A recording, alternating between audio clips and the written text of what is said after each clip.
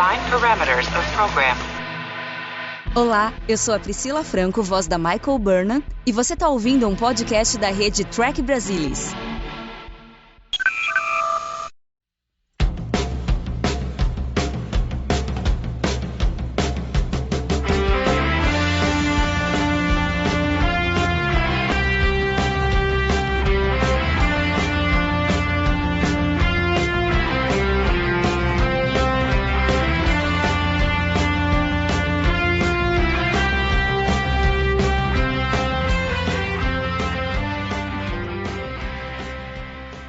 Olá, sejam bem-vindos ao Balde do Odo, o podcast da rede do Trek Brasilis para falar sobre a melhor série de Jornada nas Estrelas. E hoje vamos falar sobre o 20º episódio da terceira temporada, o incrível Improbable Cause. E o melhor ainda é porque ele é a primeira parte, e aí nós vamos ter uma segunda parte daqui 15 dias, falando sobre o The Dice Cast. E hoje, para falar sobre essa primeira parte do que eu considero ser o melhor episódio duplo de Deep Space Nine, estão aqui comigo Luiz Castanheira. Boa noite, Luiz. Boa noite, pessoal. É muito bom estar aqui. Temos a volta do Alexandre Bortolucci. Olá a todos, é um prazer estar aqui com vocês novamente. E com uma participação mais do que especial, Salvador Nogueira. Fala, pessoal. Nossa, prazer estar de volta aqui no Balde do Odo para falar desse episódio que não é qualquer coisa, né? Com certeza. Eu vou começar falando aqui, acho que uma frase que descreve esse episódio, a gente começa a partir daí. Garak explodiu a sua própria loja. A gente tem Garak na frase, então a gente sabe que a coisa só pode ser boa. A história começa de uma forma muito interessante. Foi um pitch de dois caras mais desconhecidos, assim, pelo menos da parte da escrita de Deep Space Nine, que é o Robert Lederman e o David R. Longo. O David R. Longo só escreveu ele deu o pitch desse episódio e de mais um, junto com o próprio Lederman, que é o The Assignment, e depois um episódio de Voyager. E o Robert Lederman é um cara interessante, além de ter escrito para Jornada nas Estrelas, ele ainda dirigiu o episódio, mas o que ele mais fez foi ser editor. E ele veio com essa ideia de fazer aí uma punição para o Garak por ter matado a Entec lá em Second Skin. E aí ele acaba descobrindo que a Ordem Obsidiana vai matá-lo, então ele acaba explodindo a alfaiataria para poder envolver o Odo, para tentar descobrir o porquê que estão tentando matá-lo. Aí o pessoal adorou essa história do Garak explodir a sua própria loja, mas eles mudaram o motivo, felizmente, para aquilo que a gente tinha visto em Defiant. Aquela migalhinha que eles deixaram lá atrás, que eles colocaram lá que a Ordem Obsidiana estava fazendo, o que eles estavam fazendo de tão obscuro lá no sistema de Orias. E aí é interessante que o René Chevaria estava escrevendo o roteiro, eles estavam meio bloqueados ali, porque eles falaram que o final estava muito esquisito, qualquer coisa que eles faziam parecia muito clichê ou conveniência do roteirista e tal. Aí o grande Michael Piller sugere fazer 2 partes. E aí a coisa virou o que virou. E o mais incrível é que eles estavam escrevendo esse episódio e o Through the Looking Glass, que seria o próximo episódio, já estava em pré-produção. Na hora que eles decidiram fazer 2 partes, eles seguiram com a gravação do Through the Looking Glass e fizeram o The Dice Cast depois. Aí eles inverteram a ordem de exibição, né? O Through the Looking Glass, que a gente falou há 15 dias atrás, foi exibido antes, e aí depois veio o Improbable Cause. Castanha, eu sei que esse episódio é uma grande paixão sua. Diga lá o porquê. Tem várias coisas, mas eu vou começar falando por uma coisa curiosa. Esse episódio, se você pensar em serialização em DS9, você tem esse duplo, que usa extremamente bem umas migalhas espertas, mas de fato migalhas, assim, não muito ambiciosas, não muito planejadas que vieram antes dele, especialmente The Wire, The Search e o mencionado Defiant, e outros 2 momentos também, na 5ª temporada, naquela profecia que você tem ali em Rapture, e depois na serialização propriamente dita em 2 momentos na série. Então esse aqui é o primeiro momento em que você tem uma medida de serialização mais contundente na série, usando essas migalhas. Isso eu considero extraordinário, né? Porque eu acho que aqui eles fizeram muito com tão pouco, né? usando bem, usando agudamente bem, pouca coisa que estava ali no tabuleiro para eles mexerem. Mas eu me lembro, quando o primeiro comentário de algum crítico sobre esse episódio, eu li na Cine Fantastique. Aí a pessoa que escreveu o comentário não deu uma nota muito boa e, além de tudo, reclamou que era um estorvo você ter que fazer esse rastreio do que aconteceu antes, o que viria a acontecer, talvez ainda muito naquela mentalidade de você, se você ter primeira exibição em syndication, ter as coisas fora de ordem. Eu suponho, ali já numa TV de meados dos anos 90, o cara comentou dessa maneira. Eu lembro que, então, eu coloco isso para você ter a noção de que algo estava de fato acontecendo ali. E eu acho legal, posso voltar depois para não me alongar demais, eu adoro a cena de abertura, porque a gente vem saber depois que toda a inquietude do Garak ali tem um motivo, ele está um pouco nervoso, um pouco ansioso, tem um motivo ali. E aquele setup ali do Júlio César no começo do episódio, logo no começo da conversa, a coisa da fome meia fatura nem tanto, mas aquele começo ali que ele menciona o Júlio César, do Brutus, da traição, o Garak tenta dar uma sacaneada no Shakespeare, é genial como setup, assim. Aí você vê lá na segunda parte, tem uma cena que eu acho genial, uma das minhas favoritas de qualquer jornada, em que você vê que o intervalo entre o setup e o payoff, você calibrar isso, faz uma diferença assim extraordinária, né? Eu lembro daquela cena, eu tô de bobeira, eu lembro daquele negócio, eu acho que tem um ritmo, tem uma coisa tão extraordinária, né? Que você não consegue imaginar que isso é um setup, ao invés do César ser o Enabranten, que ele está comentando ali. Ele chega, vê que naquele momento vai se ver que ele chegou a essa conclusão. E você tem a explosão da sua própria loja. O que será que aconteceu? Com certeza. E é interessante que você falou da inquietude do Garak no almoço. Ele fala também que ele chegou atrasado, ele não chegou no horário. Pacote então completo. É interessante que ele estava lá se vendo as voltas do que fazer com o fato dele ter visto o cara que poderia, né, ter ido lá para matá-lo. Esqueci o nome da raça. O Flexiano, ou sei lá como que foi traduzido Flexian. Flaxiano, não é? Flaxiano, pode Eu ser. acho que sim. Ale, eu gosto que você tem uma memória muito boa e aí eu sei que você muito provavelmente se lembra da sua primeira impressão ao assistir esse episódio. Bom, minha primeira impressão quando eu assisti, na verdade, a primeira vez que eu assisti esse episódio numas fitas que eu encomendei com um fornecedor paralelo que existia no Rio de Janeiro, que ajudava aí os trackers na época ali, no final dos anos 90, início dos anos 2000, a assistir os episódios das séries de jornada, que ainda não haviam passado no Brasil. E,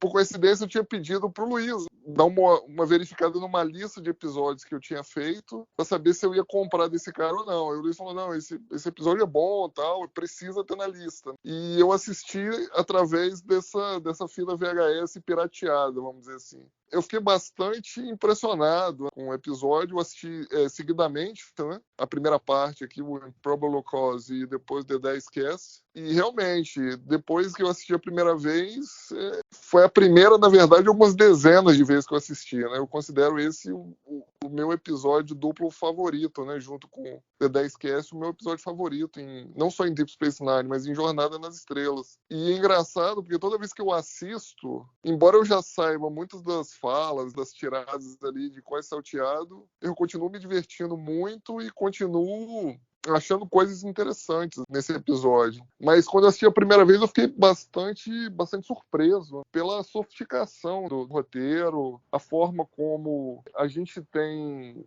ligações, pequenas ligações entre as coisas dentro do próprio episódio, ou eventualmente ligações com coisas que já aconteceram na série, né? Como o Luiz aí já comentou. Ele citou aí Defiant e The Search. É importante a gente não esquecer também de The Wire, né? Que eu acho que aqui meio que ajuda um pouco a endossar aquela teoria sobre a vida pregressa do Garak, que eu comentei lá no The Wire, né, que eu tinha minha teoria. Eu acho que esse episódio ajuda muito, né, a endossar aquela teoria. E eu acho que realmente que esse episódio é um grande, vamos dizer assim, é um grande outdoor assim, do talento, principalmente do René Auberjonois e do Andrew Robinson. O dueto aqui que eles fazem aqui em diversas cenas aqui desse episódio, realmente, eu não me lembro, pelo menos, de ter visto nada parecido ainda em Jornada. E eu falei de todas as séries. Eu gosto muito de como se desenvolveu o Deep Space Nine, mas eu acho que eles,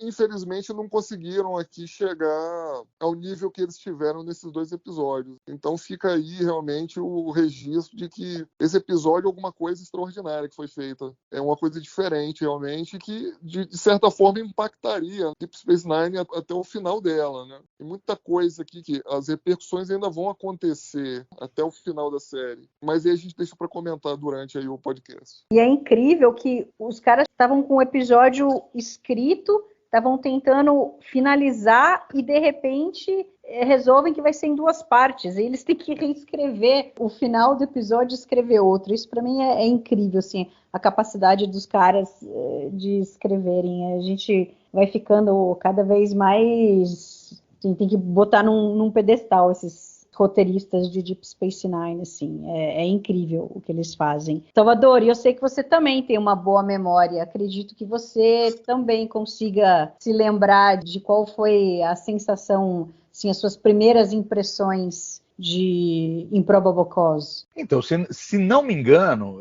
eu assisti Improbable Cause pela primeira vez nas exibições lá do USA. Não me lembro nem se já se chamava Universal Channel ou se era o USA ainda, mas foi o primeiro contato que eu tive com esse episódio. Eu acho como achei naquela época, uma coisa muito bem trabalhada, muito bem resolvida. Mas uma coisa que me chamou a atenção agora nessa revisita, para a gente gravar o podcast, e que eu não tinha pensado antes, é como as 2 partes são espelhadas em torno desse par improvável que é Odo e Garak. Num primeiro momento você pensa, poxa, que incomum fazer esse pareamento desses 2 personagens, mas é tão perfeito que eles façam isso, porque são 2 personagens, em alguns aspectos, muito parecidos. Eles têm uma carapaça por cima, em que eles tentam ocultar o que está acontecendo dentro deles. Eles têm um certo distanciamento ali dos humanos e dos alienígenas que têm um comportamento mais humanoide. O cardassiano sempre frio, sempre calculista, como é enfatizado na abertura do episódio. E é interessante como esse segmento e a segunda parte, eles exploram justamente esse mergulho dentro do personagem. É a primeira vez que a gente realmente mergulha dentro dos 2 personagens, porque eu acho que o Odo também, e é interessante como assim, na primeira parte, é o Odo que interroga o Garak, e claro, não com a violência que ia acontecer na segunda parte, mas é o Odo que interroga o Garak, pressiona ele, fala, você isso, você aquilo outro, e põe ele no quadrado ali, põe ele no cerco. E no segundo episódio vai acontecer o contrário. E com isso os 2 expõem as suas verdades ocultas ali, né? E no caso do Garak em particular, é um momento especial, porque é um personagem em torno do qual, desde o começo, se constrói o mistério. Ele está ali na Deep Space Nine e ninguém sabe muito bem por quê. E eles decidem abrir essa história a partir desse momento de uma forma mais concreta. E me chama a atenção o seguinte, o lance de serendipidade, né? Enfim, essa coisa de oportunidade de explorar, porque quando você pensa que esse episódio primeiro ia ser um episódio de uma parte só e tinha uma resolução meio bunda mesmo, que os roteiristas estavam insatisfeitos, que era chegava no final do episódio, naquela hora que o Garak faz uma piada e fala pro Bashir que ele ia ter que engolir o Rod lá, não sei como é que eles falam em português, né? O cilindro o bastão. Ali, então, eles traduziram como bastão isolinear. Isso, o bastão isolinear. Na versão original do roteiro, ele falava, tem esse bastão lá, se eu não aparecer, você pega e leva para o Cisco. E aí, ele usaria isso no final para chantagear o Enabran Pen e deixar eles irem embora. E eles iriam embora da nave ali romulana. E pronto, e acabaria a história dessa maneira, eles escapando dessa maneira, falando, tem lá os seus segredos todos, o Cisco vai ficar sabendo se você não me deixar voltar. E aí ele deixa os 2 voltarem e acabaria um episódio, que seria, assim, um final completamente anticlímax. Mas, acima de tudo, o que me chama a atenção é o seguinte, a gente teria perdido a oportunidade de fazer toda a exploração do outro lado na segunda parte. Então, aí, mergulhando no Odo e extraindo aquela confissão importante dele, que, claro, oportunamente a gente vai falar. Então ficaria, além de tudo, como um meio episódio. E nessa sacada do Michael Piller de falar, não, vamos fazer um duplo, aí parece que a história se completa. Não é só uma questão de sofisticar a narrativa e criar todo esse lance do ataque ao Dominion, que é por si só espetacular, e o Castanha estava mencionando o aspecto de continuidade e como isso estava desafiando a crítica e a própria audiência naquela época. Mas quando você se propõe a fazer uma coisa como essa, tipo um ataque frontal ao Dominion, que os caras vão atacar o planeta dos fundadores e haverá um fracasso, isso é um evento de enormes consequências. Então, assim, já é uma sinalização que vinha num crescendo de que Deep Space Nine tende não só a uma continuidade muito agressiva, mas a eventos de proporções galácticas, em que a história da galáxia muda a partir desses eventos, e esse acho que é o primeiro momento que o Garak é colocado no centro dos grandes eventos de Deep Space Nine, né? Ele já teve alguns episódios de destaque, em particular The Wire, mas é a primeira vez que ele está no... Ele realmente é uma força de influência nos destinos da galáxia, e eu acho particularmente charmoso, o Castanha mencionou o setup do César e do Shakespeare ali no começo, que eu imagino que seja uma das poucas coisas que eles tiveram que reescrever no episódio para transformar ele em 2 partes, porque esse setup só faz sentido quando você avança pela segunda parte. Mas, de resto, trocar a piada, em vez de entregar para o Cisco, engolir e transformar aquilo numa piada, e no final fazer a aliança do Enar Brantain com o Garak ali bem no finalzinho para dar o gancho para a segunda parte, eram escritas relativamente simples. Então eu desconfio que esse setup, que vai ter ecos muito fortes no segundo episódio, como ele falou, o próprio título The Dice Cast, né, A Sorte Está Lançada, é uma frase do César, e a referência do César e o ponto cego dele, de não ver que o filho dele é uma ameaça, o Brutus, né, que era o filho adotado, o filho adotivo, tal. Então, eu acho que esses paralelos com a história, com relação àquele setup que parece muito ingênuo no começo, são maravilhosos e quase que acidentes, como ele se tornar um episódio duplo que enriquece demais a narrativa. Essa primeira parte ela é maravilhosa por si só, mas ela só se torna realmente um épico porque você tem a segunda parte para concluir essa história toda, e na primeira parte mergulhar no Garak e na segunda parte mergulhar no Odo. Essa piada do bastão isolinear foi muito boa. Quer dizer, eles mesmos se autorreferenciam de algo que eles iriam fazer e que não teria dado certo, mas eles acabaram colocando na história. Eu acho isso fantástico. Não, outra piada interna que eles fizeram ali entre eles, né, vamos dizer assim, de brincadeiras entre eles, né, foi a piada do uniforme, né, romulano, que o Odo comenta, depois de ter falado com a Romulana lá via videoconferência, e fala, né, você pensando aqui nos Romulanos, achei que eles pudessem apreciar um bom alfaiate mediante aos uniformes deles, porque o Ron Moore, que escreveu aqui, sem crédito, principalmente o 4º e o 5º atos aqui desse episódio, junto com o René Echevarria, ele não gostava, né, dos uniformes dos Romulanos, durante principalmente o curso da nova geração, né? Não gostava das ombreiras, enfim. E pediu para fazer uns uniformes melhorzinhos, né, para esse episódio. Né? E aí eles fizeram, né? Apareceu aqui pela primeira vez, mas eles quiseram fazer uma brincadeira. Né? Então vamos brincar aqui com o fato do Garak ser alfaiate, né? Não, maravilhoso. Legal, né? E acho que o Salvador falou bem, esse paralelo entre a história do Garak e do Odo, e é muito interessante, e aqui nesse episódio a gente vai realmente ver praticamente o Garak. Então eu acho que é muito interessante que nesse episódio ele deixa de ser somente o amigo do Bashir, né? Ele deixa de ser o personagem recorrente que aparece na história sempre ligado ao Bashir. E a partir desse episódio em que eles fazem o Garak o par com o Odo, e daqui para frente a gente vai passar a ter o Garak tendo outros pares, mais para frente com o Cisco, com a Kira, mais pro final da série. Com o Worf, então, e é interessante, acho que com a Ezri também, né, tem alguma coisa. Sim, lá pro final. Sim, lá pro final, Então, é muito interessante como o personagem passou a ser usado de uma forma muito mais ampla, porque o que tinha sido, que a gente tinha visto lá no The Wire, que a gente fala, não, beleza, ele era um espião da Ordem Obsidiana, mas assim, desde o The Wire, ele continua negando isso, e ele começa esse episódio negando até um momento que ele não tem mais como negar.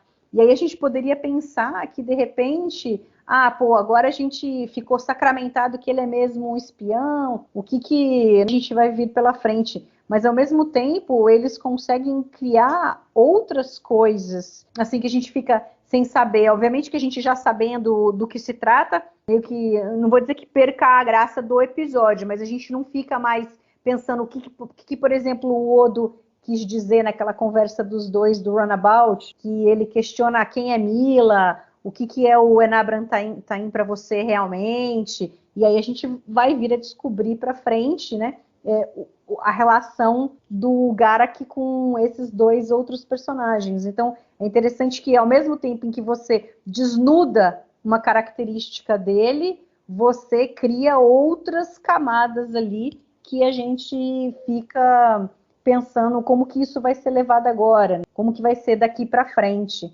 Assim, eu tive a sensação que esse foi o episódio em que ele mais tenta contar a mentira dele, assim, de coisas diferentes. Ele tá o tempo inteiro negando as coisas. Ele nega que ele não sabe por que alguém quer matá-lo, ele nega que ele é da Ordem Obsidiana, ele fala que na realidade ele foi exilado porque ele não pagou imposto.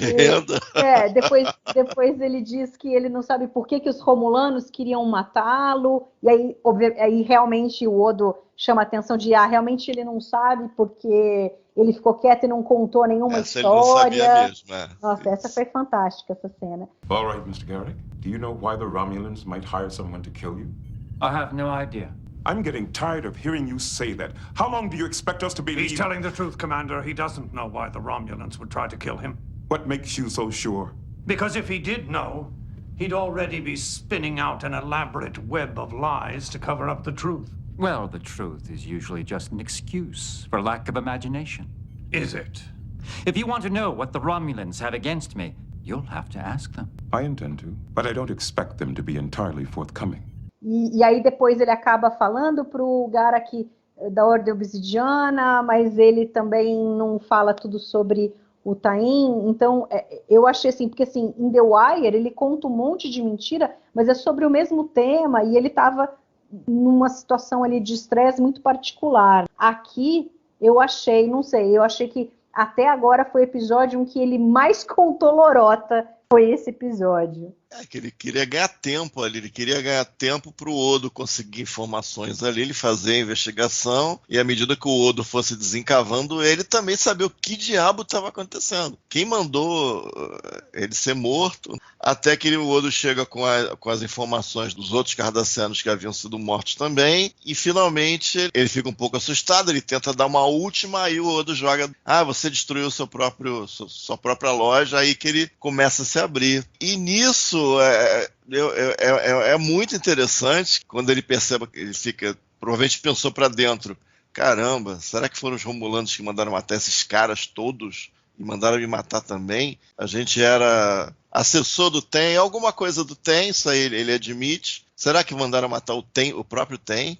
Aí o que ele pensa? Em falar com a Mila, né? Ele consegue aquela transmissãozinha. E é muito legal, acho que a interação deles, a gente teve exemplos de cenas feitas assim, às vezes com um ator ou atriz convidada nova, para fazer esse tipo de trabalho, que às vezes nem interage com o ator da vez, conhece melhor o personagem. E a cena ficou muito legal, e o Odo observando aquilo ali é muito interessante. Ele começa a olhar assim, ele tá vendo uma coisa que ele nunca viu, porque ele tá naquela batida de dobrar o Garak,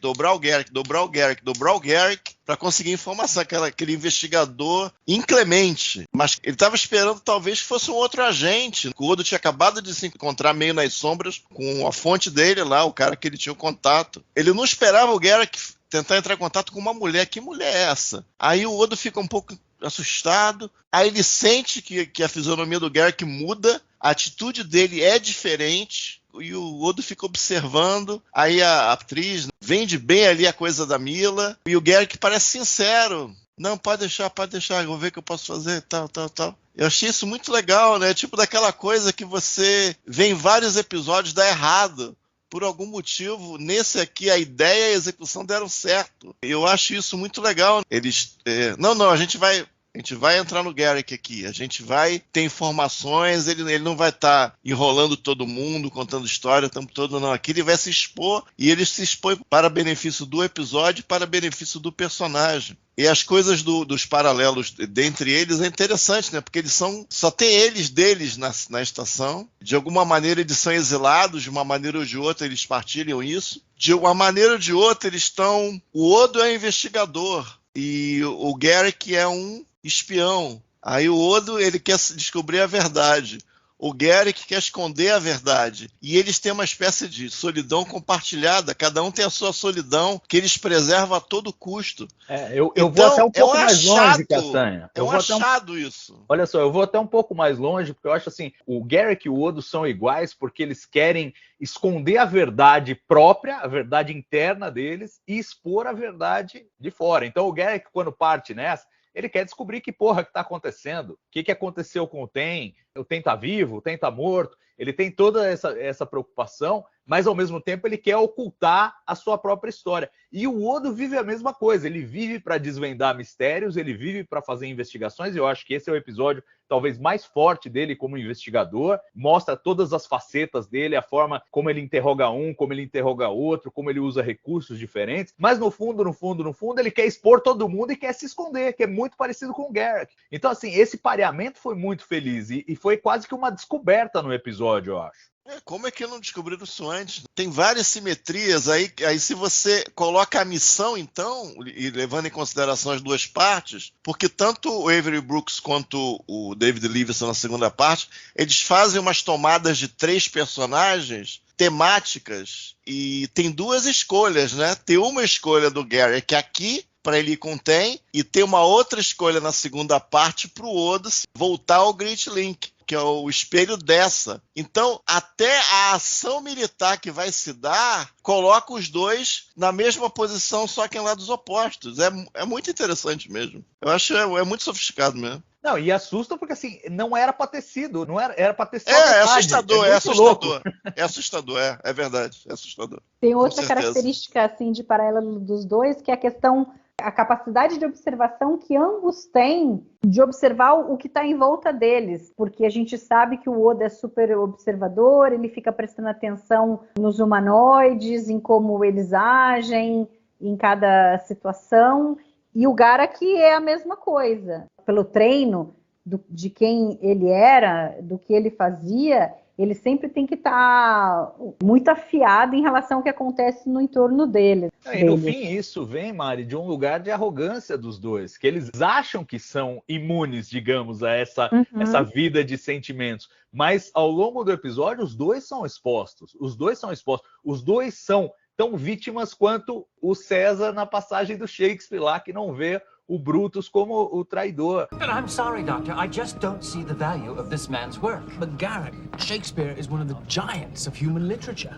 I knew Brutus was going to kill Caesar in the first act, but Caesar didn't figure it out until the knife was in his back. But that's what makes it a tragedy. Caesar couldn't conceive that his best friend would plot to kill him. Tragedy is not the word I'd use. Farce would be more appropriate. No. Supposedly, this man is supposed to be a leader of a great empire, a brilliant military tactician, and yet he can't see what's going on under his own nose. O Garak tem um ponto cego no Enabran tem. Ele tem um vínculo, tem uma relação ali muito intensa, eu não sei o quanto a gente pode falar disso antes que se desenrole, mas tem essa relação muito forte e é um ponto cego para ele. É um ponto cego. Ele topa, tipo, 2 dias atrás o cara tinha mandado matar ele. Agora ele tá topando se aliar com o cara. Então é um ponto cego, como o César tinha um ponto cego. E o Odo também tem um ponto cego com relação ao Great Link, que ele também, ele tá naquelas, não, os caras estão lá, eles são inimigos, eles não sei o quê, mas ele tem aquele desejo secreto que ele acaba expondo na segunda parte, de voltar e de se juntar ao Great Link. Então, assim, todos eles têm um ponto fraco e tem essa arrogância de não, eu estou acima de todas as coisas e tal. E tem setup e payoff. Tem o Odo falando, não, ó, se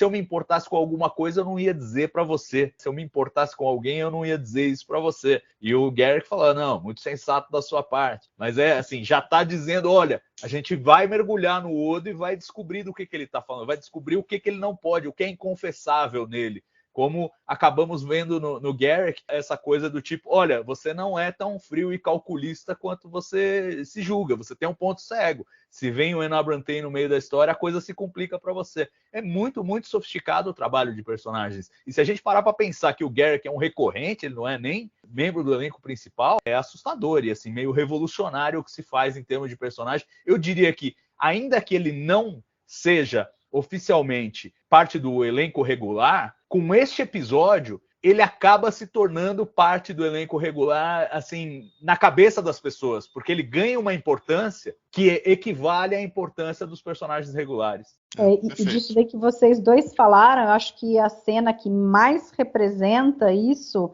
é a cena no Runabout. Que, aliás, eu comecei a ver essa cena, né, que eu fui rever a primeira vez aqui, falei, nossa, cena longa pra caramba. Aí eu fui olhar, são 3 minutos e 50 de diálogo do Garak com o Odo. E é muito interessante, porque primeiro o Odo desnuda completamente o Garak na cena, que ele começa a questionar quem é a Mila, e aí o Garak fala, mas você acha que não existiria ninguém no mundo que fosse capaz de gostar de mim? That woman, Mila, who is she? She's been Tain's housekeeper and confidant for over 30 years. She seemed almost fond of you. Is it so hard to believe that there's one person in this galaxy who could regard me with a certain affection? Well, I could believe there's one. But I wouldn't expect it to be someone who worked for Enabran Tain. As I understand it, the two of you didn't part on the best of terms. You could say that. Tain was directly responsible for my exile from Cardassia. E é muito interessante porque quando a gente pensa nisso, a gente pensa que a pessoa que poderia ser essa figura de que vai amar alguém, independente do que seja, é a figura da mãe. E aí a gente, nesse primeiro momento, a gente não sabe, na realidade, até o final da série, nunca é dito quem é realmente a Mila para o Garak. Mas é interessante que ele fala isso daí. E aí depois o Odo começa a cutucar com relação ao Tain. Ah, mas, pô, você tá indo pro território cardassiano salvar uma pessoa, então ela não é uma pessoa qualquer. Quem que ele é para você? E aí tem toda uma discussão que o Odo primeiro tá tentando, tipo, como se ele estivesse trabalhando com fatos, e aí depois o Garak cutuca ele que agora ele tá fazendo suposições, porque aí ele diz, não, eu acho que ele é alguém especial para você, eu acho que você era o protegido dele,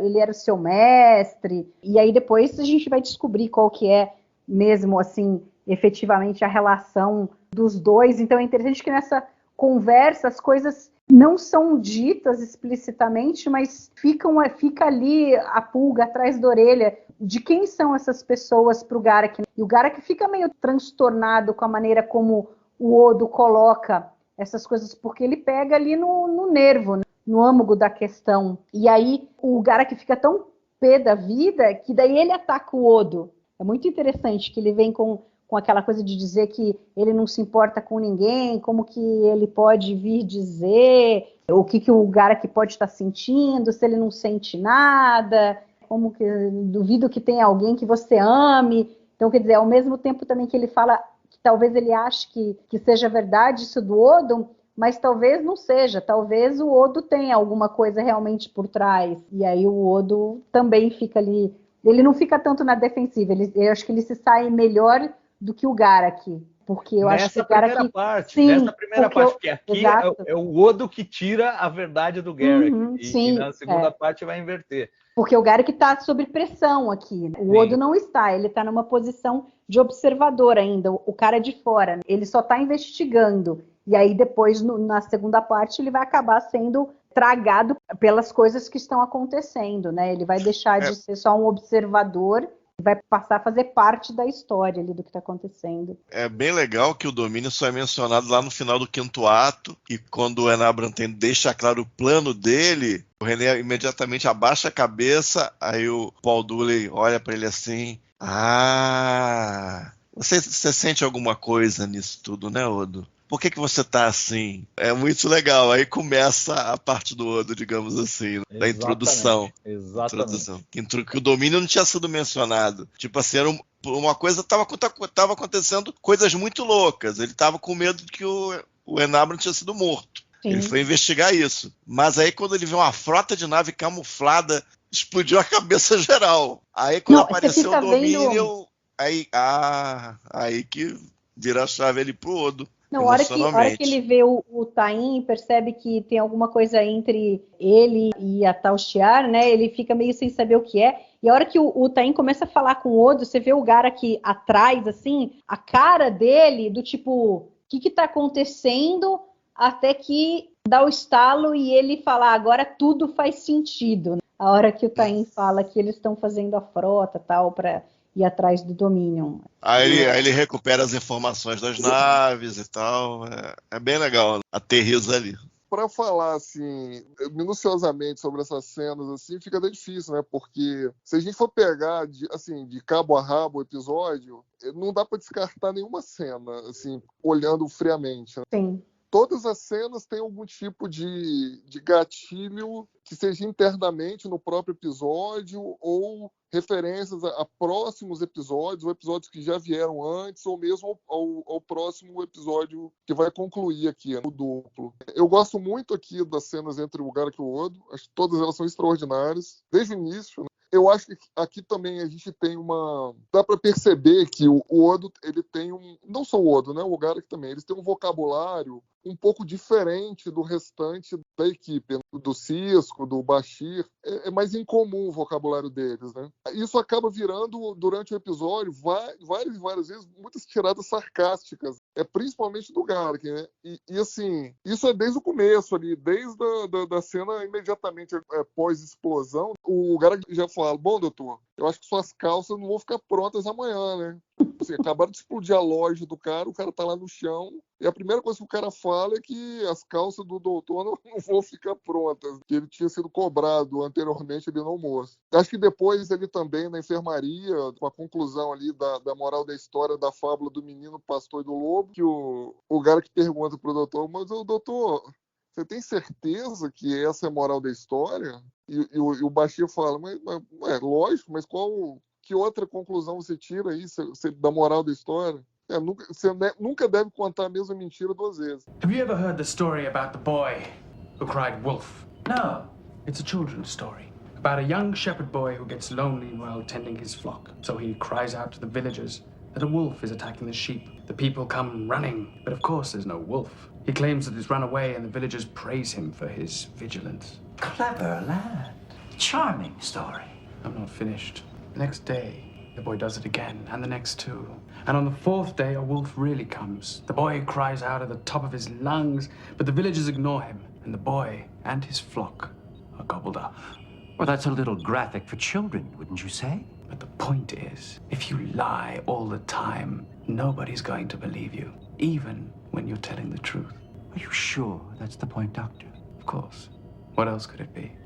That you should never tell the same lie twice. E aí, depois disso, vai ser o gatilho para a descoberta do Odo. O cara que explodiu a própria loja ali para chamar a atenção do Odo para a investigação, né? Que ele precisa, né? E tem várias outras, né? Tem várias outras tiradas aqui. O próprio Garak falando com o Ten no final, né? Falou assim, olha, pelo jeito você perdeu seu gosto por observar as vestimentas, né? Assim como você perdeu o seu gosto, você perdeu também a sua fina silhueta. Você tá gordinho, vamos dizer assim, né? Então, assim, de forma geral, olhando o episódio, praticamente, assim, não tem diálogo descartável. Tudo você, de alguma forma, você aproveita. E eu gosto muito também, se a gente for parar para pensar, dos pontos da história que se unem, né? Então tem, como eu já comentei, a fábula do menino, do pastor e do lobo, né? Que foi a forma como, entre aspas, faz a relação com a forma como o Garak chamou a atenção do Odo para a situação da ameaça de morte dele. E tem uma coisa que talvez tenha passado um pouco desapercebido, mas que também, assim, depois de várias vezes ter assistido, eu percebi, né? Que foi a menção no final do episódio, ali mais pro final, que o Garak comenta pro Ten que estreou, né? Estranho você ter se juntado aos Romulanos, né, do Tal Shiar. Você sempre considerou eles relapsos, e o Ten concorda. Não, realmente. Então, se a gente for parar para pensar, naquela conversa por videoconferência do Sisko com o Odo, com a Romulana, sobre o Retaya lá, que é o assassino que foi enviado lá para matar o Garak, que os Romulanos deram cabo do cara, né? O Sisko fala, teve um cardassiano que mora aqui na estação que sofreu um atentado, né? E a Romulana fala assim, o senhor Garak, né? Ele é um sapateiro. Aí o Sisko fala, não, na verdade ele é um alfaiate, né? E aí ela fala, beleza, vou corrigir no meu registro. Então, assim, isso fica meio que no subconsciente. Lá no final tem a referência, né? Assim, realmente, né? A Ordem Obsidiana é melhor do que o Tal Shiar, né? Porque o Tal Shiar não foi capaz de colher a informação de que o Garak, de fato, era um alfaiate, né? E achou que era um sapateiro. E, na verdade... Se a gente for pensar no que o Garak falou, realmente faz sentido, né? Parece que o Tal Shiar era um pouco mais relapso, né, do que a Ordem Obsidiana. E fica parecendo que a Ordem Obsidiana só se juntou a Tal Shiar porque eles sabiam que os Romulanos tinham informações do Quadrante Gama por conta da ligação com a Federação, né? Sim, e também porque eles tinham as naves camufladas, né? Sim. Para poder ir furtivamente lá no planeta natal lá dos fundadores, as naves precisam ser camufladas, chegar lá de surpresa. E no final das contas a gente sabe que a surpresa vai ser um pouco diferente, né? Vai ser invertida. Mas assim, eu acho que essas minúcias que tem no roteiro, de fazer correlação com coisas que vão acontecer nesse mesmo episódio, que aconteceram antes, eu acho que essa questão da continuidade lá, da gente saber o que estava acontecendo lá no sistema Orias, que eles foram buscar isso, eu acho isso muito legal. Deles terem resgatado essa questão dos Romulanos saberem onde ficava o mundo natal lá dos fundadores por causa do The Search, né? Que eles foram lá, enfim. Então, acho isso muito interessante, né? E vocês já comentaram aí a conversa do Bashir com o Garak no almoço sobre a eventual ingenuidade do Júlio César, né? Que realmente, né, o payoff ali no finalzinho ali, realmente, do próximo episódio, realmente é sensacional. A própria fala escolhida para determinar isso, né, essa ligação, né, realmente é incrível. Então, realmente, o que dizer, né, do episódio que coloca tantas, assim, junta tantas migalhas juntos, e a soma das partes acaba sendo o modo que o todo. Realmente incrível, né? Realmente sensacional. Não é o episódio preferido do Romura à toa. Ele diz, né, que esse é um dos episódios favoritos dele em Deep Space Nine. O outro ele diz que é a Casa de Quark, né, House of Quark, mas eu acho que ele tá de sacanagem, não é possível. Eu acho que era pra essa temporada, eu acho. Mas eu suponho. Ele falou depois. Entrevista, que ele deu entrevista em 2002. Ele deu entrevista em 2002. Quer dizer, a série já tinha acabado. E ele falou, não, esse é meu episódio favorito, né? Junto com The House of Quark. The House of Quark, ele tá de sacanagem, né? Não, tá com cara de que tem alguma relação com a temporada em si. Podia ser algum extra, alguma... repórter fez temporada a temporada. Tô desconfiado. De toda forma, o que eu acho bacana é que, assim, além dessa sofisticação toda, o que me fascina é que o episódio, ele te carrega pela história de uma forma muito suave, de uma forma muito agradável e interessante, porque a gente está o tempo inteiro, desde que começa, fazendo a investigação junto com o Odo e reformulando os nossos pensamentos o tempo todo a partir de novas evidências que vão aparecendo. Então, quando a gente descobre que o Garak explodiu a própria alfaiataria, a gente fala, opa, então peraí.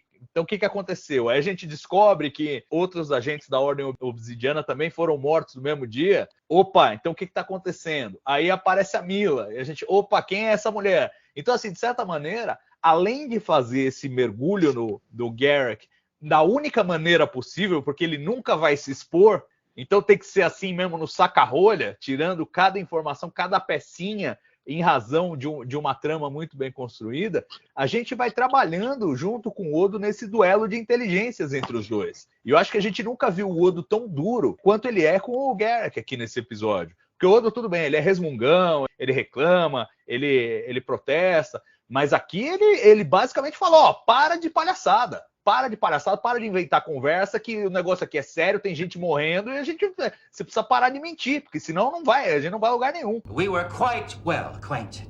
In the Obsidian Order. Oh, Constable, we've been down this road before. I don't see why you... I've had enough of your dissembling, Garak. I am not Dr. Bashir, and we are not sparring amiably over lunch. You dragged me into this investigation, and you are now going to cooperate with me. Dragged you in?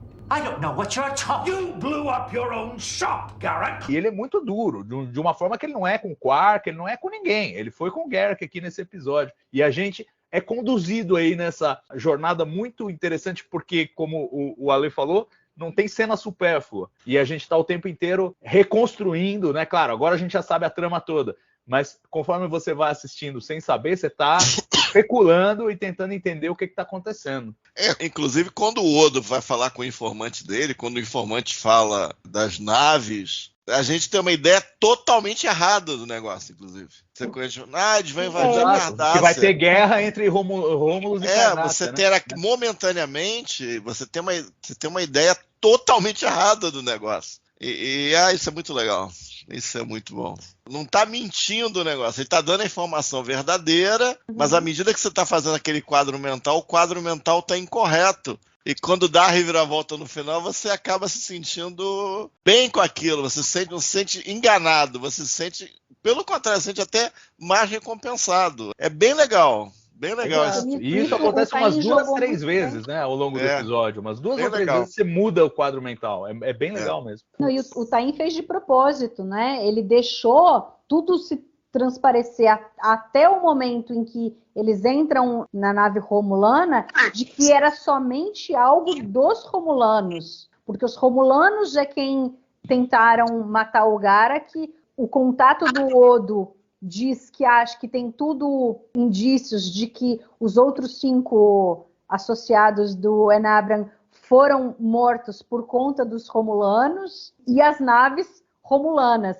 Então é legal que o foco é totalmente neles e você não espera que a Ordem Obsidiana esteja por trás também. E o interessante é que assim, né? A continuidade do personagem convidado. Quando o Enabran Tain aparece lá em The Wire, que você vê quem é o Tain, né? Você fala, pô, quem é esse tiozinho aí, esse gordinho aí? Não dá nada pro cara, né? E aí ele atende lá o Bashir com toda a educação, depois o negócio vai mudando um pouco de figura, né? Ele vai se tornando mais ameaçador, né? Durante a conversa com o Bashir, né? Até que finalmente ele fala pro Bashir, fala logo o que você tem que falar aí, tipo assim, meio que seu tempo acabou aqui, né? Isso lá no The Wire. Aqui, embora a primeira fala dele seja, entre aspas, ameaçadora para o Garak, né? Ele fala de uma forma, né, com uma certa naturalidade que é interessante. Né? Falou, Garak, que bom que você veio, né? Isso vai me fazer economizar o tempo de mandar alguém para te matar. Aí você fala, pô, mas que porra é essa que tá acontecendo aqui, cara? Não tô entendendo nada aqui. O cara o Enabran Tain tá numa nave romulana. Que porra é essa, bicho? O que tá acontecendo aqui? E você já tava, que porra é essa? Quando o Odo chega e fala, pô, foi você que explodiu, né? Sua própria loja. Aí o cara que faz aquela cara de assustado assim, ele, agora acho que eu nunca vi essa expressão no seu rosto, hein? O que tá acontecendo? Então, assim, realmente, é como o Salvador comentou aí, né? Tem umas 2 ou 3 reviravoltas durante, né, o episódio, né? Que faz você mudar o seu modelo ali mental. Você muda ali, né? Você fala, meu Deus do céu, o que tá acontecendo? Caramba! Então, acho que é isso, né? E você vê que é um episódio, a gente não tem nenhuma cena assim de batalha, a não sei as explosões que tem, né? A explosão da loja, a explosão da nave lá do Retire, lá do Flaxiano, não tem cenas assim de ação mesmo, de conflito, de briga, porrada, né? Troca de tiro, nada disso. E também, como o Salvador comentou, você vai sendo conduzido, né, pela narrativa da história, né? E eu achei isso simplesmente sensacional. Você literalmente é seduzido pelos personagens, pelo que está sendo apresentado na tela. É isso, a palavra é exatamente essa, seduzido. É um episódio que seduz a audiência. Isso aí. E o Enabran Tain faz a mesma coisa que ele faz com o Bashir lá em The Wire, ele faz aqui com o Odo. Porque tem a cena ali, a hora que eles chegam, que aí o Garak, no seu jeito Garak de ser, ele faz aquele comentário falando assim, né, os seus amigos de orelha pontuda. Aí o Tain fala, você fez esse comentário porque você quer, né, fica esperando, não sabe se você espera que eu fale uma coisa ou outra, tal. E aí ele olha para o Odo, e o Odo fala assim, não tô achando nada interessante, porque vocês se esforçam tanto para esconder o que vocês querem dizer, que vocês acabam não dizendo nada. Aí o Tain fala assim, você vai descobrir que quando eu tenho algo a dizer, você não vai ter problema de entender. Frankly, I don't find any of this interesting. You both go to such lengths to hide the true meaning of your words, you end up saying nothing. I think you'll find when I have something to say, You won't have any trouble understanding it. Nossa, aí você fala... Aí você fica Muito com legal. do tipo, legal. ferrou total, Esse né? cara é perigoso. E a única vez no episódio que o Odo fica sem palavras, assim, ele fica quieto, né? Ele, fala, ele sente o golpe, né? Ele fala, eu não tô mexendo com o Gara aqui não, aqui tá um nível acima, né? E aí é muito interessante que daí a história, né? Da mesma forma que o Garak fica impressionado com o fato do Odo ter pegado o lance de que ele explodiu a sua própria loja, o Tain também fica impressionado quando ele descobre isso ali, que ele acha que o Flaxiano tentou matar o Garak, realmente tentou matar e não conseguiu. E aí, quando eles falam ali, eu não lembro se foi o próprio Garak que falou, se foi o Odo, que ele explodiu a própria loja, aí o Tain meio que, sei lá, do tipo, porra, esse cara aqui fez uma coisa que eu fiquei muito puto no passado, mas ele é o cara ainda. Ele não perdeu a finesse. E aí ele oferece para o Garak, né, a opção de retornar ao posto dele, né? Eu acho que, inclusive, o que faz a cabeça do Tain para oferecer, além disso que você comentou agora, foi do Garak ter falado, né? Eu voltei por você, voltei para saber se você estava bem, né? Não se importando com a minha segurança, eu voltei para saber se você estava bem. E aí o engraçado, o Tain fala assim, cara, eu achei que eu nunca fosse falar isso, mas eu acredito em você. Mas eu acho que, como bom manipulador, o Tain já estava maquinando, porque a hora que ele sacou que o Odo, com o Dominion, tinha uma coisa ali, ele falou, eu vou ter que interrogar esse cara, e eu vou botar o Garak para fazer isso. E aí eu acho que a sedução dele para cima do Garak, que ele sabia que não ia, pela história que ele conhece, a gente ainda não, mas a gente vai conhecer, ele sabia que o Garak não ia dizer não para ele de jeito nenhum. E ele ali já tá, eu acho que é oportunista, eu não acho que ele realmente tá, digamos, se enturmando de novo com o Garak, ele tá usando o Garak, e ele sabe que esse é o ponto cego do Garak. Não, eu acho que ele tava vendo se dava para voltar a usar o Garak e eventualmente usar o Odo como, entre aspas, o teste, né? Que a gente só vai ver, obviamente, no próximo episódio, entendeu? Exato. Mas eu acho que aí acho que a relação entre ele e o é como você disse, né? O ponto fraco do Garak é o Tain. Eu acho que o ponto fraco do Tain não é o Garak, tá? É a própria vaidade, vamos dizer assim, né? Mas, de alguma forma, ele tem, né? Ele ainda tem algum grau de sentimento pelo Garak que ele tem. Pode não ser igual o Garak tem com ele, obviamente, mas ele tem alguma coisa de sentimento com o Garak, né? Mesmo que seja sentimento cardassiano, né? Como vocês já comentaram. Vou mandar matar o cara, né? Eu vou queimar as pontes atrás de mim, né? Aí o cara aparece lá ao vivo, não, eu mudei de ideia, vou dar uma chance pro cara aqui, vou fazer ele... Já que você viveu, né? Já que você sobreviveu... Fazer o quê, né? Já que você sobreviveu, interroga o Odo aí pra mim, vai. É porque a sociedade cardassiana vive da oportunidade, eles não perdem as oportunidades, eles não perdem de se utilizar das coisas que estão ali acontecendo ao redor. Hoje talvez você não tenha nenhum, né, não me ajuda de nada, mas pode ser que amanhã você tenha alguma coisa que eu precise de você. E o Tain não sobreviveu à toa, né? Que o cara era o mestre, talvez, disso, que é até interessante que o Garak comenta sobre ele, que o Enabra Tain foi tão bom que ele foi o primeiro diretor da Ordem Obsidiana que conseguiu permanecer vivo a ponto de se aposentar. E aí eu li uma coisa muito interessante nos comentários na internet, que alguém fez um certo paralelo, assim, desse retorno do Tain de querer sair da aposentadoria com meio que o que a gente viu lá no Blood Oath, porque essa aposentadoria do Tain meio que talvez seja mais uma tragédia do que uma bênção para ele. Com certeza. Porque a vida inteira dele ele viveu de uma forma e ele não sabe viver aposentado. E lá em Blood Oath, os Klingons, os 3 Klingons eram tão bons que eles conseguiram se manter vivos e aí acabaram não morrendo com honra em alguma batalha. E para eles isso virou um peso muito grande. E o Tain aqui também, porque ele acabou não morrendo porque ele foi traído por alguém, porque isso meio que...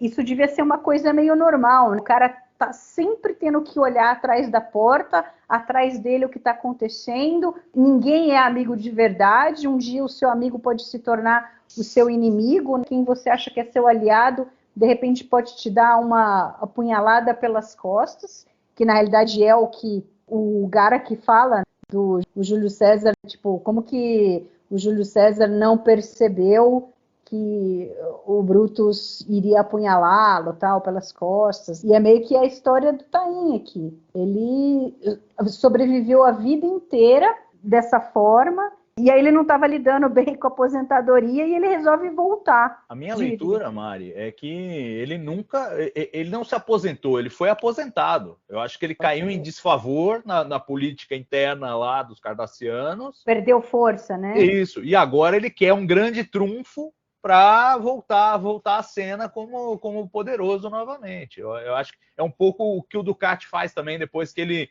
vira capitão de cargueiro lá e vai conquista a nave Klingon e tal, e eventualmente faz aquela aliança com o Domínio. Estou furando tudo aqui, desculpa aí, pessoal. Faz sentido. A leitura que eu fiz disso é que a questão dos militares terem perdido um pouco ali de poder ali em Cardassia, eu acho que de certa forma a Ordem Obsidiana também, né, perdeu um pouco ali de prestígio. Né? Acho bem possível. Eu acho que os civis ali começaram a querer fazer como se fosse uma pequena revolução civil ali, e ele acabou perdendo a força. Eu sempre que eu vejo esses episódios, eu vejo o Enabran Tain um pouco como o J. Edgar Hoover, foi diretor lá da FBI lá durante mais de 30 anos, né? E dizem que ele era talvez mais poderoso até que os presidentes, né, americanos, porque dizem que ele tinha dossiê de todo mundo, né? Dossiê de político, dossiê de diretor de cinema, de dono de estúdio de cinema, de ator, enfim, de toda personalidade no mundo que tivesse algum tipo de prestígio, ele tinha um dossiêzinho do cara, né, para poder usar. Não, e tinha essa coisa da vaidade também. Se me dissessem que o Tain foi escrito inspirado no Hoover, eu não duvidaria não, porque é muito parecido. Pois é. Então, quando eu vejo o Tain, assim, eu vejo um pouco do Hoover, né, que também teve um problema ali também de perda de prestígio, né? Principalmente quando a questão da sexualidade dele começou a vir à tona. Enfim, não vou entrar muito em detalhes aqui. Quem tiver interessado, tem um filme sobre ele, né, sobre o J. Edgar Hoover, que é com o Leonardo DiCaprio, direção do Clint Eastwood. Chama J. Edgar. Interessante o filme. Quem tiver interesse aí de assistir, quem estiver ouvindo a gente, vale a pena. E ainda sobre o Tain, eu acho interessante que talvez pela idade dele, você já vê que assim, o ego dele é maior do que talvez a capacidade do que ele tenha agora nesse momento. Acho que ele deu uma mordida maior do que ele conseguiria engolir aqui, porque no fim acontece com ele exatamente o que eles falam sobre o Júlio César, né? Porque ele era um estrategista militar excelente, né? Fenomenal, e de repente ele não conseguiu ver o que estava debaixo do nariz dele. Então eu acho que a gente vai ver isso na segunda parte, né? Porque assim, de início meio que parece um plano suicida, né? Eles irem lá assim para o quadrante gama e tentar destruir o planeta natal do Dominion, né? Ele pensou que teria uma retaliação, que os Jem'Hadares iriam para o quadrante alfa e tal, mas não pensou que ele pudesse, na realidade, ter uma resistência no quadrante gama. Agora, ele estava tão cego, talvez, nessa vontade de voltar para Cardassia e para sua glória, que ele se deixa levar pelo sonho ali, do que seria isso. E não estava muito medindo consequências. Ele falou, eu vou ter uma grande vitória, depois vai ser um baita de um banzé, e aí não é mais problema meu.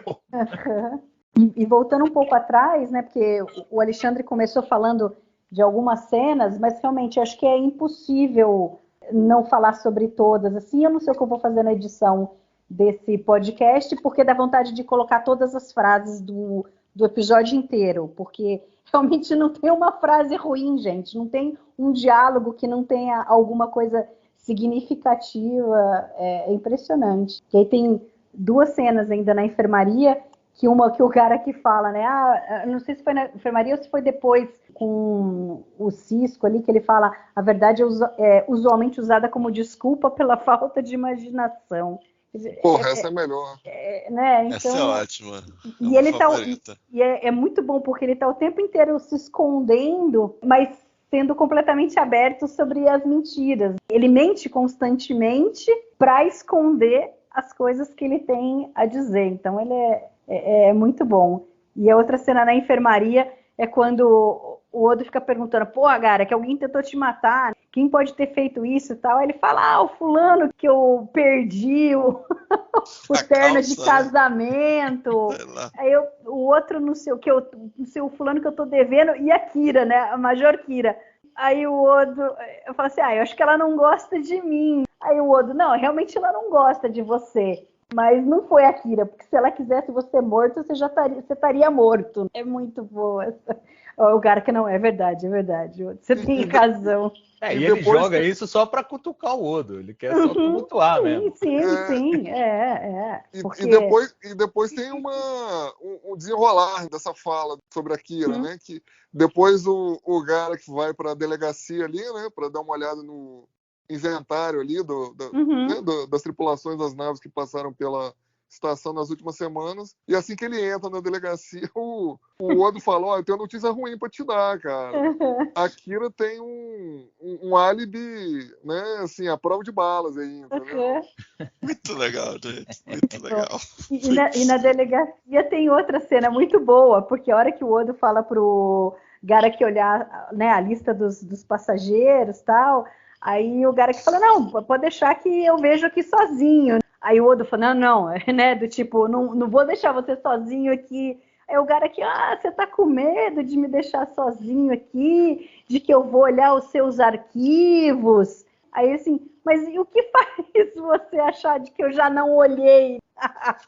Ele, não, tô brincando. Aí o Odo, do tipo, meio que fica pensando, porra, esse cara já olhou tudo que é possível e impossível. Será que tem alguma coisa em que não tem a mão do Garak nessa situação? É um duelo de inteligências muito legal entre eles. Não, é demais, assim, é demais. Essas cenas, assim, são um fenômeno. E, assim, olhando em retrospectiva o passado do Garak, principalmente o que a gente viu no The Wire, eu formulei a minha teoria, né, sobre o exílio dele, o que aconteceu com ele, muito também por causa desse episódio, né? Porque o pouco que ele e o Ten trocam sobre o que aconteceu parece um pouco endossar aquilo, né? Porque o Ten fala, depois que o Garak fala que explodiu a própria loja, né? O Ten fala, você é um cara diferenciado, hein? Pô, incrível, né? Se você não tivesse me traído, talvez as coisas fossem diferentes. E o Garak, ele reage de uma forma, assim, bem, como que eu vou dizer, sanguínea. Não, eu nunca te traía, pelo menos não no meu coração. É uma frase ótima também. Então, pelo menos no meu coração. Então, assim, olhando o que teoricamente teria acontecido, né, dele ter deixado lá as crianças bajorianas escaparem lá, né, soltar, não interrogar corretamente, né, as crianças bajorianas, enfim, depois elas terem se escondido na nave e terem fugido, e ele não ter derrubado a nave, né? Provavelmente porque, enfim, dentro da nave tinha pessoas de influência. Eu acho que a decepção também aqui tem o eco, né? Vamos dizer assim. Porque o Ten fala para ele depois, né? Falou assim, bom, eu não posso perdoar o que você fez, mas posso tentar esquecer. E eu faço uma proposta para você servir Cardassia novamente, né? Então, acho que tem tudo a ver, né, com o que tinha lá no The Wire, né, que desde o começo, né, que fala sobre lá eu não lembro exatamente o nome do livro, que é o Sacrifício Sem Fim, alguma coisa assim, não é isso? Não, é The Never Ending Sacrifice.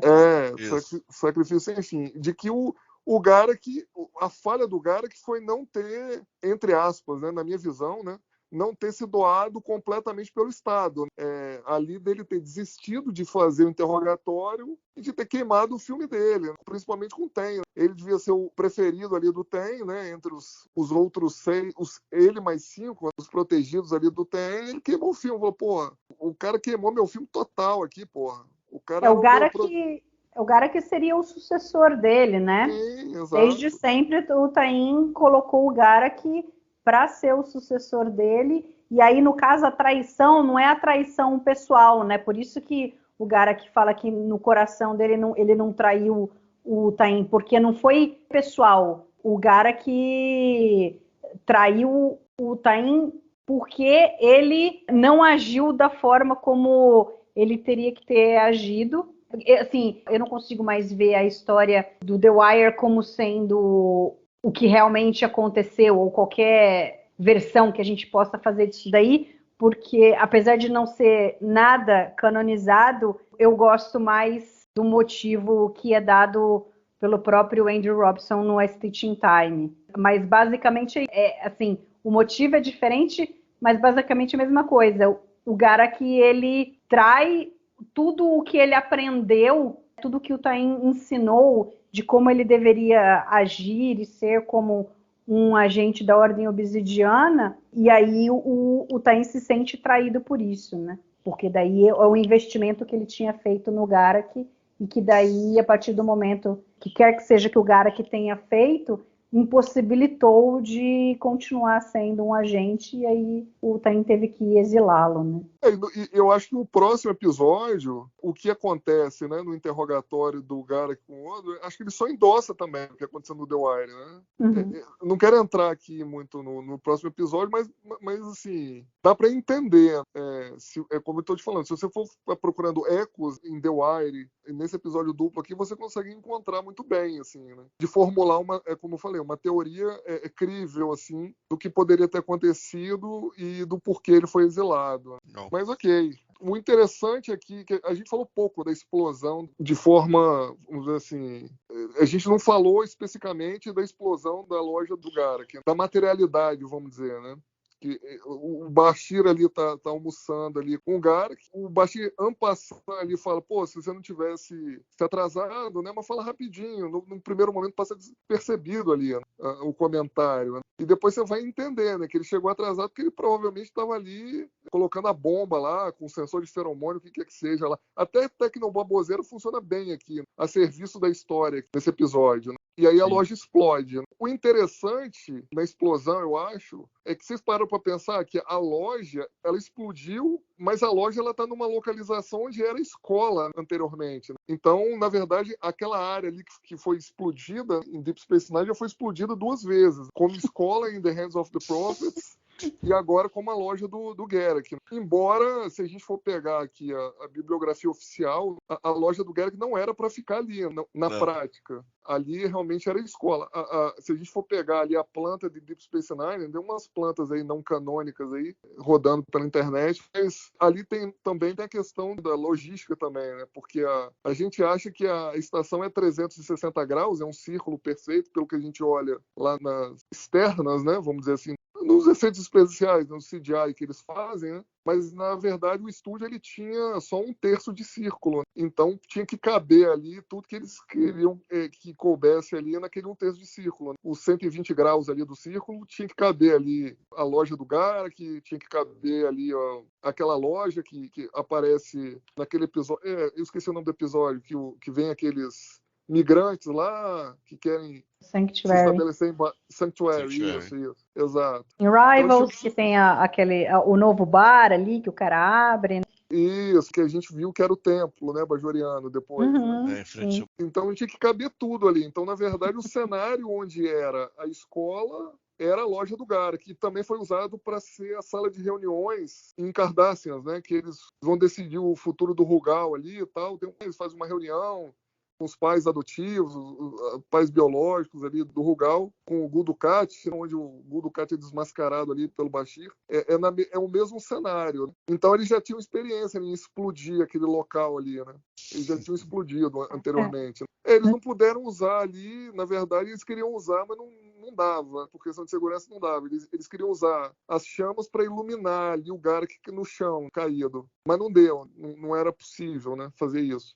Aí eles usaram lá aqueles simuladores de fogo, né? Igual a gente tem essas velas falsas que a gente compra, né, para comemorar, às vezes, Natal, Páscoa, essas coisas, que a gente compra no qualquer site desse aí chinês, ou no Xing Ling que for. Eles usaram aquele tipo de equipamento em tamanho maior, obviamente, né, e profissional, né, que faz a simulação da luminosidade do fogo. Né? Mas aí o cara pode calibrar ali a cor que ele quiser. Mas aí só por curiosidade mesmo. Aí. E ali a parte interna da alfaiataria não é o mesmo lugar que a explosão externa, é? É sim. Porque usualmente o cenário fica montado ali.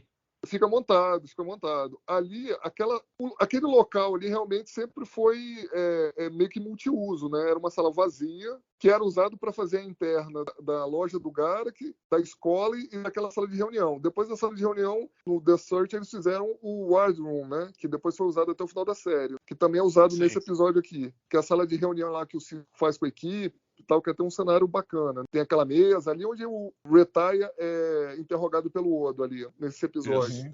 Então, eles criaram outro cenário em outro lugar, mas nesse estúdio aqui, o estúdio 17, e foi ali que eles explodiram mesmo. Obviamente, teve que ter ali um efeito especial, tal, mais fumaça do que fogo. E, assim, acho que é o único porém que eu faço da direção do Avery Brooks nesse episódio, né, que foi excelente a direção dele, foi essa parte aqui, porque você simular uma explosão numa estação espacial que está ali, entre aspas, planando ali no espaço. Planando não é o verbo correto. Qual que é, o Salvador? Você que é o especialista em... Ela tem que estar orbitando. Se ela está no espaço, ela está orbitando. Está orbitando alguma coisa, né? E aí, quando você explode uma coisa dentro, obviamente que a estação ela vai se mexendo. E aí, no movimento de câmera, com o movimento do Bashir, quando essa cena é filmada, que tem uma segunda explosão, tipo assim, primeiro explode. Eles estão lá em cima almoçando no bar do Quark, no segundo andar. Depois eles saem. Aí a Kira encontra com o Bashir, começa a conversar ali com o Bashir e o Garak desce. E aí tem a primeira explosão,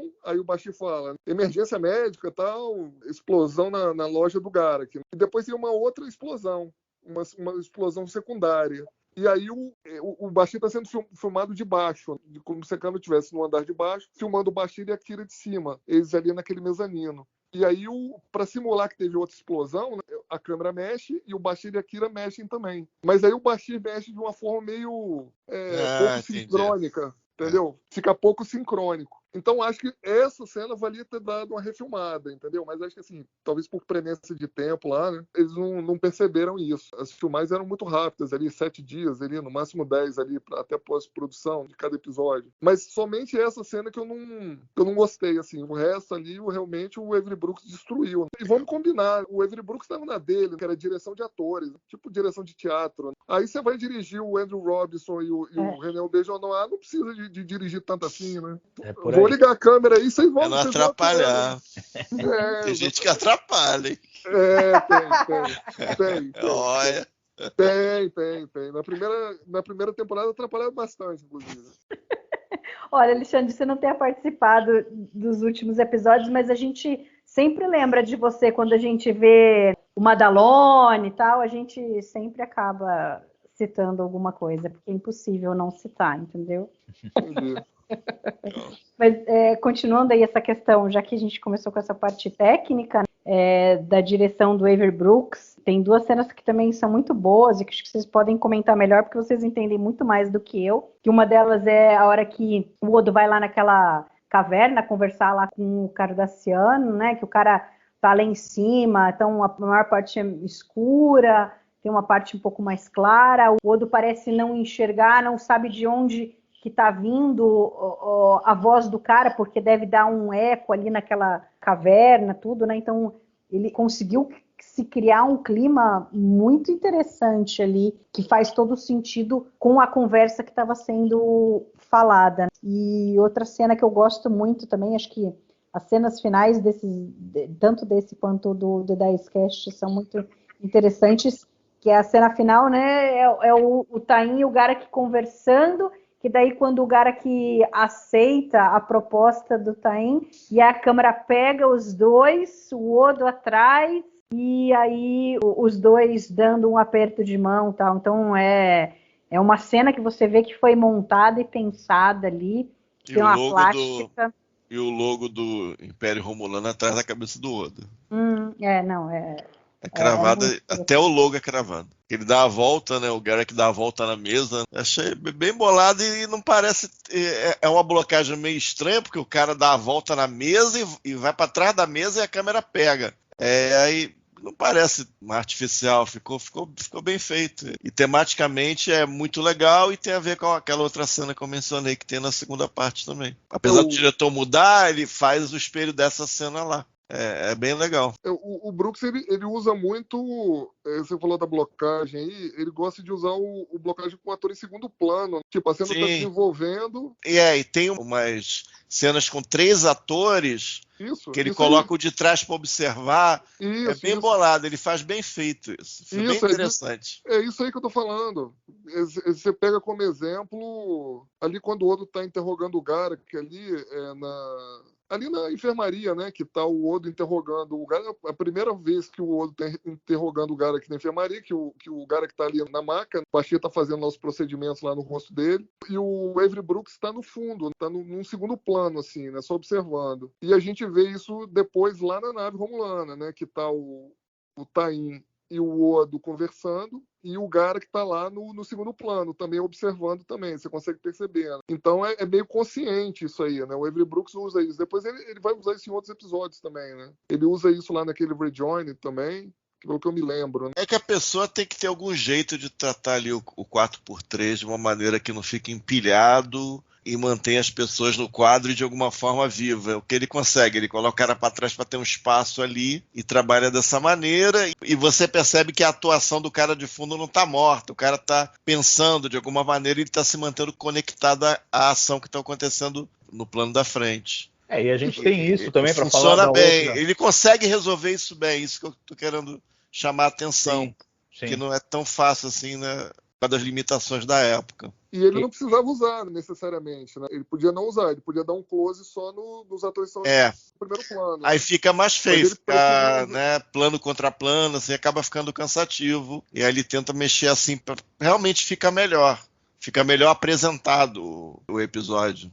E para falar da cena da caverna, também eu acho que a grande inovação ali é composição mesmo. É você colocar um cara em cima, o outro embaixo.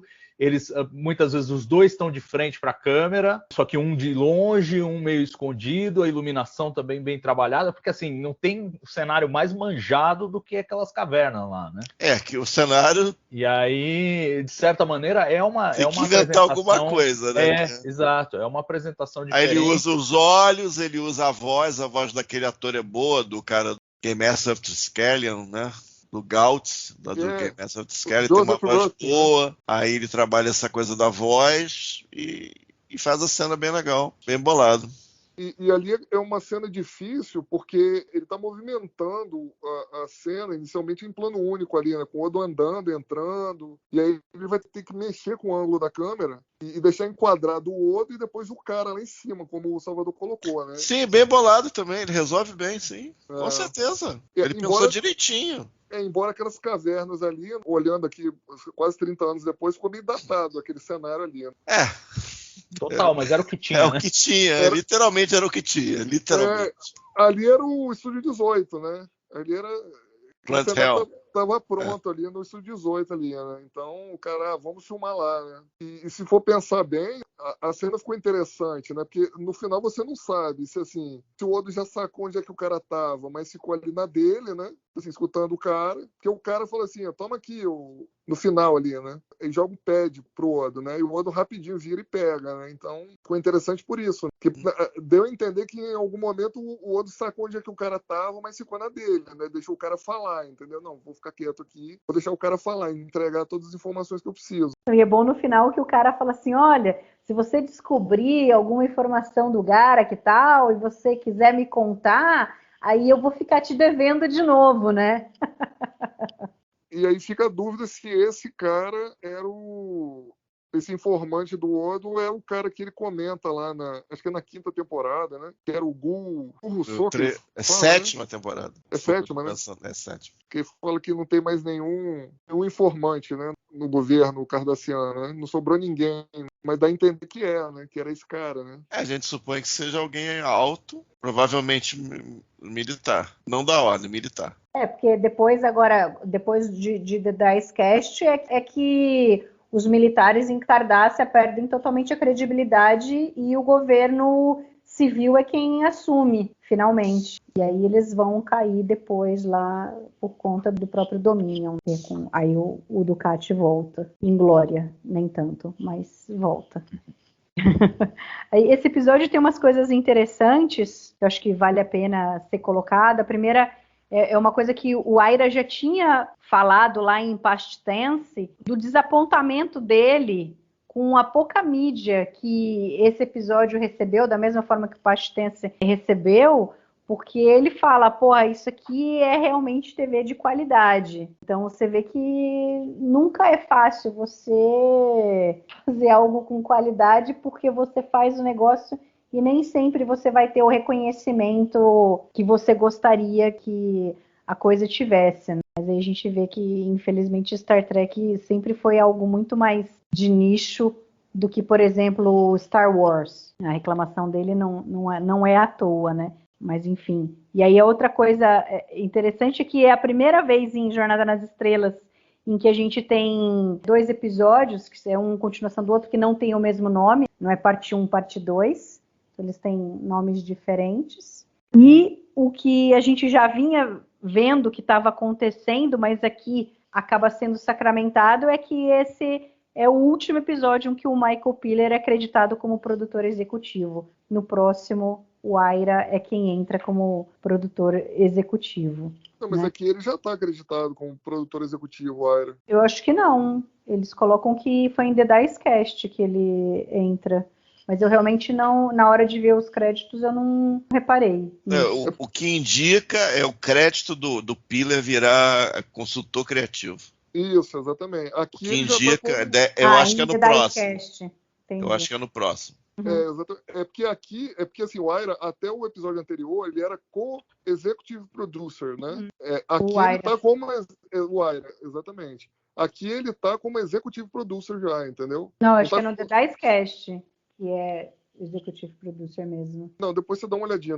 Eu posso estar enganado, tá? Mas pelo que eu estava vendo hoje, acho que inclusive o nome dele é o último que aparece nos créditos iniciais ali, entendeu? Normalmente é. Daqui 15 dias a gente confirma para vocês. Exato. Mas além disso, que você falou aí, a gente precisa lembrar também que aqui a gente já estava em 1995. Eu posso estar enganado, mas acho que Voyager já tinha estreado, não? Voyager estreou em janeiro de 95. Sim. Já. Acho que foi até o 13º episódio. Não sei se foi no 13º episódio ou a partir do 13º em que Voyager, o Caretaker, ao ar. Então, a mídia, né? Na verdade, o hype da mídia estava em cima de Voyager, né? Que era o carro-chefe lá da UPN na época, né? Que era o canal da Paramount, a cabo. Então, a verba publicitária estava toda em cima, né, de Voyager. E o Aira ficou meio puto com isso na época, né? Porque, porra, Deep Space Nine ficou meio espremido ali entre a Nova Geração e Voyager. Ele nunca teve, vamos dizer assim, né, o reconhecimento que ele achava que merecia. Então, assim, a Nova Geração já era uma série super conceituada, né? Ele tinha ganho ali referência de público e crítica, mas tinha migrado para o cinema. Então, assim, o hype estava maior ainda. E aqui Voyager tinha ganho como, entre aspas, o carro-chefe da nova rede de televisão da Paramount, né, a cabo, né, que na época não tinha streaming, nada disso. Então, era, entre aspas, a galinha dos ovos de ouro da Paramount na época. Achava-se que ia ser o UPN. Acabou não sendo, mas, enfim, a verba de mídia toda estava em cima de Voyager. Então, assim, o Aira ficava puto, né? Falava, porra, eu faço um episódio desse, um grau desse de sofisticação, de potência, porra, mas ninguém fala nada, cara, entendeu? Outra coisa que a gente precisa entender é o contexto também, né? Deep Space Nine estava contando algumas histórias que eram estranhas, né? Um pouco estranhas, a Jornada nas Estrelas. Já vinha desde a temporada passada, na verdade, retrasada, né? Desde da primeira temporada, final da primeira temporada, contando histórias sobre coisas que não necessariamente estavam de acordo com aquele futuro utópico que se imaginava que o Gene Roddenberry queria para a Jornada nas Estrelas, né? Então também isso, de certa forma, alguns detratores na época também usavam contra a série, né? Aí você bota um episódio desse, onde se fala de tentativa de homicídio, o cara explode a própria loja para trazer o outro, para manipular todo mundo, para trazer o outro para investigação. No final ainda, o cara que tentou matar ele se une ao cara, entendeu? Pô, era no mínimo estranho, né? Esse tipo de roteiro na época pra jornada, entendeu? Hoje a gente olha com muito carinho e tal, né? 30 anos quase se passaram, mas na época não era exatamente muito palatável para as audiências, vamos dizer assim, conservadoras de Jornada nas Estrelas, não, né? E o protagonismo totalmente distante da Frota Estelar, né? Você vê que a história do Odo, do Garrick, da Ordem Obsidiana, dos Romulanos, Dominion, o que não tem eles estão indo ali para cometer um genocídio, né? Porque eles vão destruir uma raça inteira. Eles vão cometer o genocídio, isso. É muito louco. Eu só tenho mais uma observação para fazer, que é interessante. É uma cena que não tem nada a ver com o episódio. Ela tá ali para Nana Visitor ter uma fala, mas que eu gosto muito porque mostra o crescimento da interação dos personagens, que quando a Kira chega para falar com o Bashir, ela chama ele de Julian. Isso é muito legal, porque se a gente lembra do primeiro encontro dos dois, e aí agora a gente vê ela chegando e com naturalidade chamando Julian, é muito legal. Eu gosto demais, assim. E dessa vez mostra a evolução da relação. Não fez nada, né? Que tem? O Bashir não fez nada dessa vez para conseguir isso, né? O negócio foi natural, né? Sim, ele não precisou pedir, né? Tem a cena lá no Runabout onde ele fala, não, me chama de Julian e tal. E ela fica toda constrangida, não sei o quê. É meio que uma transição pro Bashir, né? Porque ele era inicialmente meio que mantido assim a um braço de distância de todo mundo, do O'Brien, da Kira, e aos poucos ele vai ganhando essa entrada com eles, né?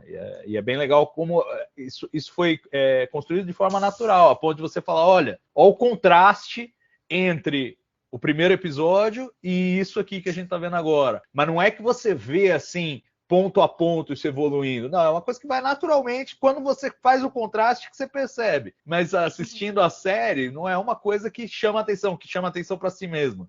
Acontece naturalmente. E no meio de um episódio que isso não tem nada a ver, não é a história que os dois estão contracenando, que eles fazem parte da história e tal, né? Então, exato. É muito bom, assim. Uma das coisas marcantes de Deep Space Nine, a gente tava falando, né, de como eles usam piadas internas e tal, é que tinha muita verdade nos roteiros, de uma forma geral. Eles tinham um domínio dos personagens muito bom e tinham um objetivo de verossimilhança dramática que eu acho que se sobrepunha a ideias de ficção científica, a alegorias, e isso tornava tudo muito mais enraizado, muito mais verdadeiro. E aí as relações acabam sendo mais naturais, mais verdadeiras, a ponto da gente enxergar essas transições. E assim, não precisa fazer o episódio em que finalmente a Kira fica íntima do Julian. Não precisa. Isso vai acontecer no plano de fundo, porque é o que está acontecendo com esses personagens ao longo dessa série. E a história não tem nada a ver com isso, né? Mas porque eles tinham esse domínio muito grande, eu acho que,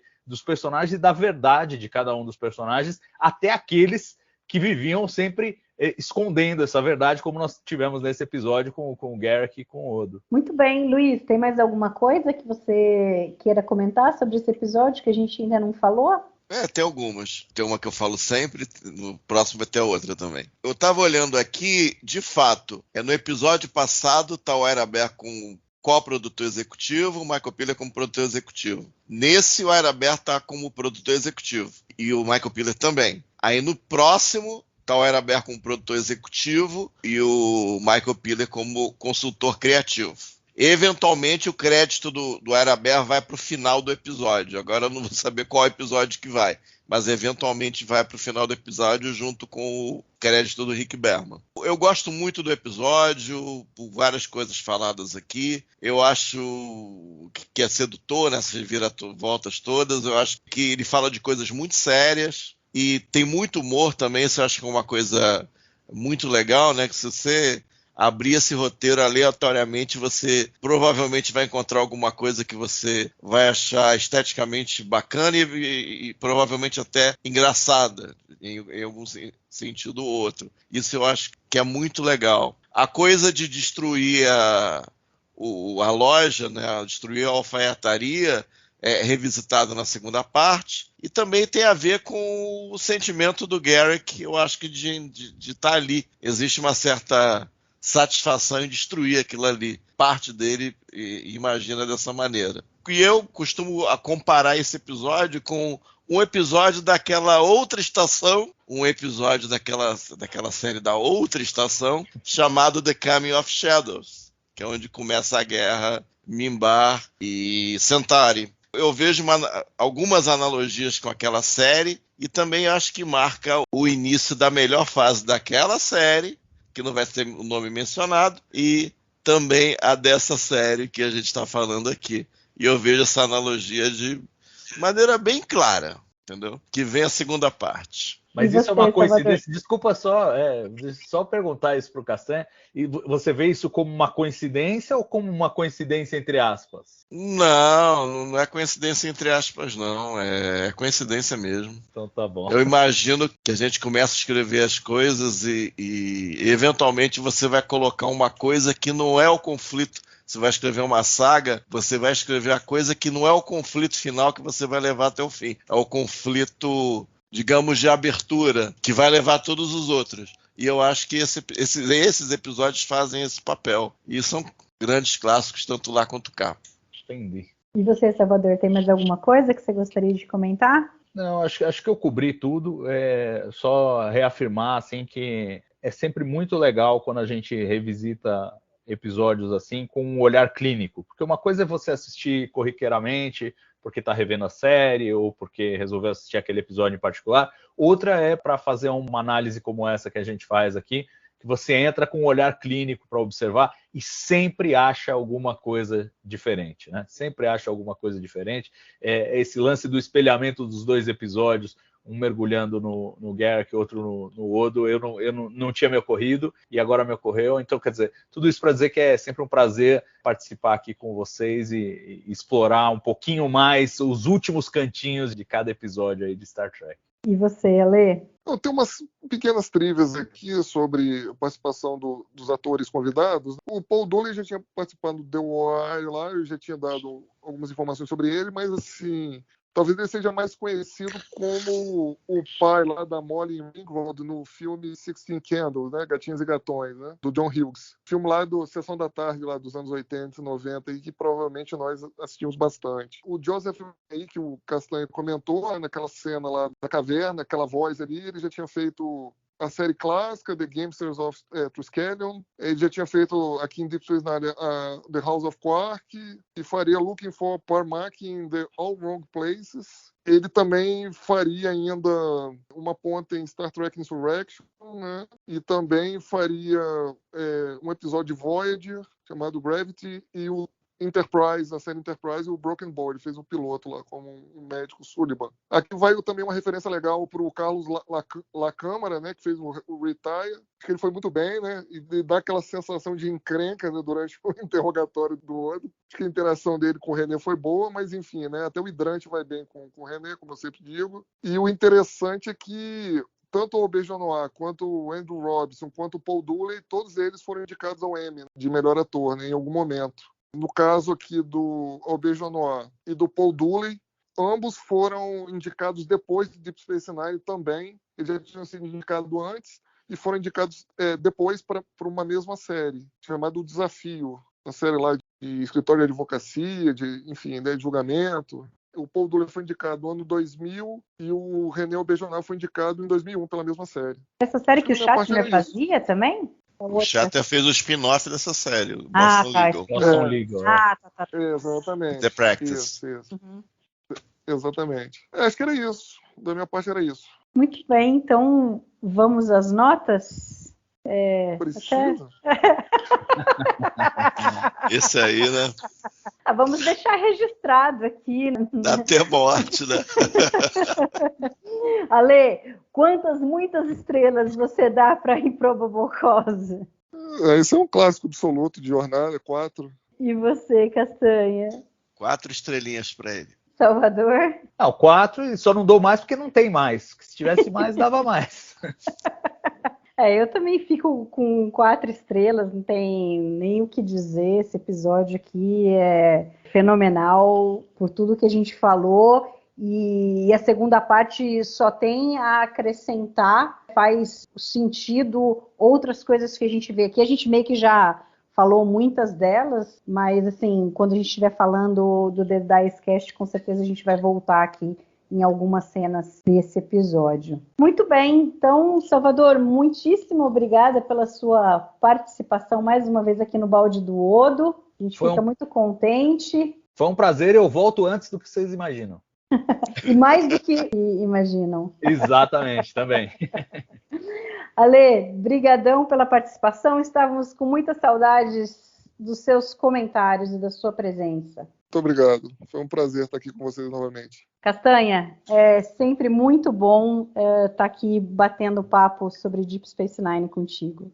E contigo também, Mariana, agradecendo Salvador e Alexandre pela participação. Grande episódio, muito legal. E o bom é que daqui 15 dias tem mais. Vamos provavelmente carimbar aqui um 4444.